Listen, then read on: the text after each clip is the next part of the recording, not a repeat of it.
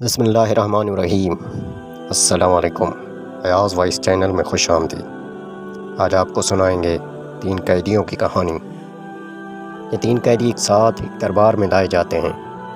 ان قیدیوں کو اپنے زندہ بچ جانے کی کوئی امید بھی نہیں تھی۔ تینوں کو اپنی موت سامنے دکھائی دینے لگی تھی، کیونکہ یہ دربار کوفہ کے والی حجاج بن یوسف کا تھا، جو ایک ظالم جابر حکمران تھا۔ حجاج کی دربار میں کسی مخالف قیدی کا بچ جانا ممکن نہیں تھا۔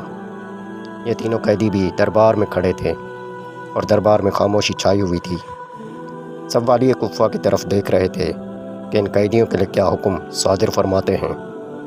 ان قیدیوں کے لیے سزائے موت کا حکم دیتے ہیں یا عمر قید۔ ابھی سب درباری اس انتظار میں خاموش کھڑے تھے کہ اچانک ایک عورت چیختی چلاتی ہوئی دربار میں آتی ہے اور حجاج سے بڑی منت سماجت کرتی ہے کہ ان قیدیوں کی جان بخشی کر دے۔ حجاج درباریوں سے پوچھا کہ یہ عورت کون ہے؟ درباریوں نے کہا یہ عورت ان قیدیوں کی ماں، بیوی اور بہن ہے۔ یہ سن کر پتہ نہیں حجاج کو عورت پہ رحم آیا یا اس نے عورت کا امتحان لینا چاہا۔ حجاج نے عورت سے کہا میں ان میں سے کسی ایک کو رہا کر دوں گا، آپ سوچ کر بتائیں کہ کس کی رہائی چاہتی ہیں، بھائی، شوہر یا پھر بیٹے کی۔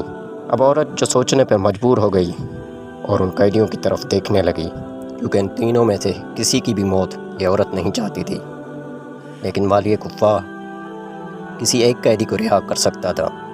عورت نے سوچ کر کہا مجھے اپنے بھائی کی رہائی چاہیے۔